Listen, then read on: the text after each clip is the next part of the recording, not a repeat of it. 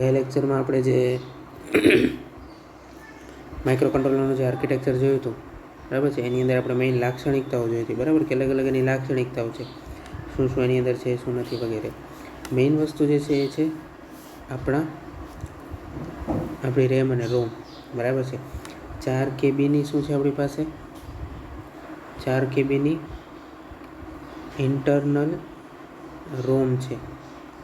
એનો અર્થ છે કે ઇન્ટરનલ રોમ એટલે શું, તો કે આ રોમની અંદર તમે પ્રોગ્રામ સ્ટોર કરી શકો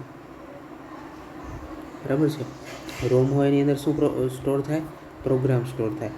અને જે આ 128 બાઇટની રેમ છે એની અંદર તમે શું સ્ટોર કરી શકો, 128 બાઇટ્સની જે રેમ છે બરાબર, રેમ પણ ઇન્ટરનલ જ છે બરાબર છે.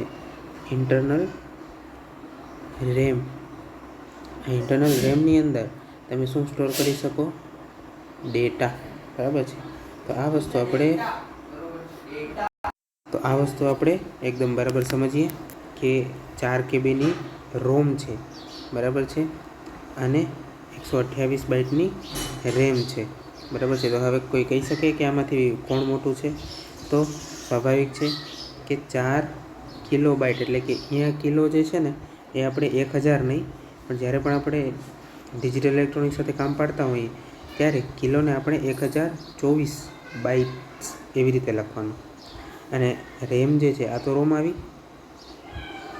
બરાબર છે. રેમ કેટલી છે, તો કે એ છે 128 બાઇટની. તો તમે જોઈ શકો છો કે રોમ જે છે એ રેમ કરતાં મોટી છે બરાબર ને, ઘણી મોટી છે.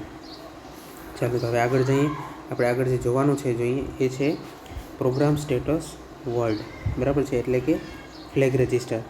આ ફ્લેગ રજિસ્ટર તમને યાદ હોય તો આપણે માઇક્રો પ્રોસેસરની અંદર પણ જોયો હતો બરાબર છે. ફ્લેગ રજિસ્ટર આપણે માઇક્રો પ્રોસેસરની અંદર પણ જોયો હતો, અહીંયા પણ જોવાના છીએ, પણ એની અંદર થોડાક બીટ્સ જે છે અલગ છે. હવે જો કેરી ફ્લેગ માઇક્રો પ્રોસેસરમાં પણ હતો, ઓક્ઝિલરી કેરી ફ્લેગ માઇક્રો પ્રોસેસરમાં પણ હતો, પેરિટી ફ્લેગ જે છે એ પણ માઇક્રો પ્રોસેસરમાં હતો બરાબર છે. હવે એની અંદર બીજો હજી એક કયો ફ્લેગ હતો, ઝીરો બરાબર છે. એક ઝીરો ફ્લેગ હતો, એક સાઇન ફ્લેગ હતો બરાબર. તો આ બે એક્સ્ટ્રા ફ્લેગ જે છે એ પ્રોસેસરમાં હતા પણ અહીંયા નથી એમ બરાબર, પણ અહીંયા જે છે એની જગ્યાએ બીજા છે. તો કયા છે તો એ જોઈએ. જો આ છે યુઝર ફ્લેગ, એટલે કે એ આપણા માટેનો એક રિઝર્વ ફ્લેગ છે. આપણને કોઈ અલગ કામ કરવું હોય બરાબર, એના માટે જો આપણે કોઈ એકાદ બીટની જરૂર હોય તો આપણે એ બીટ આપણે આ F0નો વાપરી શકીએ બરાબર છે. એટલે કે આપણા માટે છે યુઝર ફ્લેગ, એટલે જ એનું નામ છે કે ભાઈ જો કોઈ જગ્યાએ કોઈ પ્રોગ્રામમાં એકાદ બીટની જરૂર પડે, કંઈક સ્ટોર કરવા માટે એકાદ બીટ બરાબર છે, તો એના માટે આપણે આ ફ્લેગને આપણે યુઝ કરી શકીએ છીએ બરાબર. મહત્ત્વના ફ્લેગ જે છે એ આ છે RS1 અને RS0. આ ઓવરફ્લો ફ્લેગ શું છે, તો કે સિમ્પલ કે સમજો કે તમે 1111 અને 1111 આનો સરવાળો કરો છો તો જવાબ શું આવે છે, 1 + 1 0, કેરી આવી એક, 1 + 1 0 બરાબર છે, પણ કેરી એની આગળ એક આવી જશે, અને 0 + 1 1. એવી રીતના અહીંયા પણ 1 આવશે, અહીંયા પણ 1 આવશે, અને અહીંયા એક કેરી જે છે એ આવશે બરાબર છે.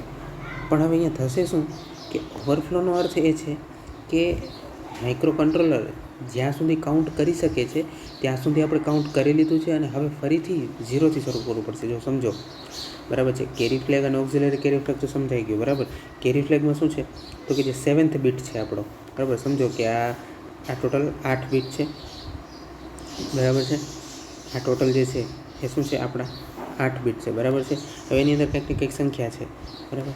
તો જો આ સૌથી પહેલો બરાબર છે, ડાબી બાજુથી સૌથી પહેલો જે છે એ ફ્લેગ બરાબર છે, જો પોતાની આગળ એક કેરી આપે તો આપણે શું કહી શકીએ કે આ કેરી ફ્લેગ શું થશે, 1 થશે. અને જો આ ચોથો ફ્લેગ બરાબર છે પોતાની આગળ જે છે, સોરી ફ્લેગ નહીં પણ ચોથું જે રજિસ્ટર છે, તો ચોથું રજિસ્ટર પણ ના કહેવાય, ફ્લેગ પણ ના કહેવાય, પણ ચોથો જે બીટ છે બરાબર એ પોતાની આગળ જે છે એક કેરી આપે તો આપણે શું કહી શકીએ કે ભાઈ ઓક્ઝિલરી કેરી ફ્લેગ જે છે એ કેવો થઈ ગયો, 1 બરાબર છે. હવે ઓવરફ્લોમાં શું છે સમજો કે માઇક્રો કંટ્રોલર છે એ 0થી લઈ ને 100 સુધી ગણી શકે છે, બરાબર. તો હવે આપણે આને ગણવાનું કામ આપ્યું માઇક્રો કંટ્રોલરને, તો એણે ગણ્યું 0 થી લઈને 95, 96, 97, 98, 99 અને 100 ઉપર આવી ગયો. હવે આપણે એને કીધું કે હજી ગણવાનું ચાલુ જ રાખ, તો હવે શું 100 થી ઉપર ગણી શકશે? નહીં ગણી શકે, કારણ કે મેક્સિમમ 100 સુધી ગણી શકે છે, એમાં આપણને ખબર છે. તો હવે શું કરશે? એ કરશે ઓવરફ્લો ફ્લેગને 1 અને શરૂઆત કરશે ફરી પાછું 0 થી ગણવાનું, બરાબર છે. ઓવરફ્લોનો અર્થ છે કે આ મેક્સિમમ ગણી લીધું છે અને હજી પણ અમે એની આગળ ગણી રહ્યા છીએ, બરાબર છે. બરાબર છે, તો આ એનો અર્થ છે. ચાલો આપણે બીજું કંઈ એટલું ખાસ અન્ડરસ્ટેન્ડિંગ જે છે આ ફ્લેગની જરૂર નથી. પેરિટી ફ્લેગ તો ખબર જ છે, ઇવન પેરિટી, ઓડ પેરિટી. મહત્ત્વ જે છે આપણા માટે છે RS ફ્લેગનું, RS1 અને RS0. RS1 અને RS0નું ફૂલ ફોર્મ થાય register select, register bank select actually. હવે રજિસ્ટર બેંક શું છે, એની કેવી રીતે સિલેક્ટ થાય છે એ આપણે આગળ જ્યારે ઇન્ટરનલ રેમ છે, બરાબર, એનું આપણે સ્ટ્રક્ચર જોશું ને ત્યારે ખબર પડશે. પણ હમણાં તો જે યાદ રાખવાનું, જો તમને યાદ રાખવું તો યાદ રાખી શકો કે જો બાય 00 હોય તો બેંક 0 સિલેક્ટ થાય, 01 હોય તો 1, 10 તો 2 અને 11 હોય તો રજિસ્ટર બેંક 3 સિલેક્ટ થાય છે, બરાબર છે. હવે આપણે આગળ જોઈશું તો વધારે ખબર પડશે. હવે આવે છે પ્રોગ્રામ કાઉન્ટર અને ડેટા પોઇન્ટર રજિસ્ટર્સ, બરાબર. આ પરીક્ષાની દ્રષ્ટિએ બહુ જ અગત્યનો પ્રશ્ન છે. એનું કારણ છે તમે જોઈ શકો છો અહીંયા કેટલી બધી વખતે પૂછાઈ ગયો છે અને આ પરીક્ષામાં પણ પૂછાઈ શકે. હવે શું કહે છે કે 8051 ફેમિલી 64 KBની પ્રોગ્રામ મેમરી અને 64 KBની ડેટા મેમરી ધરાવી શકે છે, એટલે કે એક્સપાન્ડેબલ કે છે, બરાબર છે. પ્રોગ્રામ શેની અંદર સ્ટોર થાય? રોમની અંદર. આપણે અહીંયા રોમ કેટલાની છે? 4 KBની. ડેટા કેની અંદર સ્ટોર થાય? રેમની અંદર. આપણે અહીંયા કેટલા બાઇટની રેમ છે? 128 બાઇટની. એનો અર્થ શું થયો? એનો અર્થ શું થયો કે આ ઇન્ટરનલ છે. આ શું છે? ઇન્ટરનલ, બરાબર છે. આ છે ઇન્ટરનલ, બરાબર છે. હવે કે શું છે અહીંયા કે MCS51 એટલે કે આપણે જે 8051 જે શીખી રહ્યા છીએ માઇક્રો કંટ્રોલર, એ 64 KB પ્રોગ્રામ મેમરી અને 64 KB ડેટા મેમરી ધરાવી શકે છે, એટલે કે એક્સપાન્ડેબલ, બરાબર છે. એક્સપાન્ડેબલ, બરાબર છે. એવી રીતના લખું છું. એક્સપાન્ડેબલ આપણે આવે છે ને કે ભાઈ 64 GB જે છે ઇન્ટરનલ સ્ટોરેજ છે આપણા ફોનનો, 64 GB, અને એક્સપાન્ડેબલ ક્યાં સુધી છે તો કે ભાઈ 512 GB સુધી, એવી રીતના આવે છે ને. તો એવી જ રીતના આપણી રોમ જે છે ક્યાં સુધી એક્સપાન્ડેબલ છે તો કે ભાઈ 64 KB સુધી, અને આપણી રેમ પણ ક્યાં સુધી એક્સપાન્ડેબલ છે? 64 KB સુધી, બરાબર છે. તો આ વસ્તુ સમજવાની છે, બરાબર છે. તો આ વસ્તુ જે છે આપણે સમજવાની છે. પણ હવે આમાં શું કહે છે કે પ્રોગ્રામ મેમરી કાં તો 4 KB આંતરિક વત્તા બાહ્ય મેમરી અથવા સંપૂર્ણ બાહ્ય મેમરી સ્વરૂપે હોય છે. પ્રોગ્રામ મેમરીમાં કાયમી પ્રોગ્રામ સંગ્રહ કરવામાં આવે છે, તો આપણે જોયું. હવે જો શું કહે છે કે પ્રોગ્રામ મેમરી જે છે, બરાબર, પ્રોગ્રામ મેમરી એટલે રોમ. હવે રોમ માટે શું કહેવામાં આવી રહ્યું છે કે રોમ જે છે ને તમે કેવી રીતનું કોમ્બિનેશન કરી શકો? કાં તો 4 KB ઇન્ટરનલ વાપરો, પણ સમજો કે સ્ટોરેજ ઓછું થાય છે પ્રોગ્રામ માટે, તો તમે શું કરો? પ્લસ બાકીની જે 60 KB જે છે, બરાબર, કારણ કે 64 KB સુધી એક્સપાન્ડેબલ છે, એનો મતલબ કે ટોટલ 64 KB થવું જોઈએ. તો આ શું છે? એક્સટર્નલ, બરાબર છે. આવી રીતના કરી શકો, બરાબર છે. અથવા તો ટોટલ, બરાબર છે, 64 KB તમે એક્સટર્નલ વાપરી શકો, બરાબર છે. આ વસ્તુ જે છે સમજવાની છે.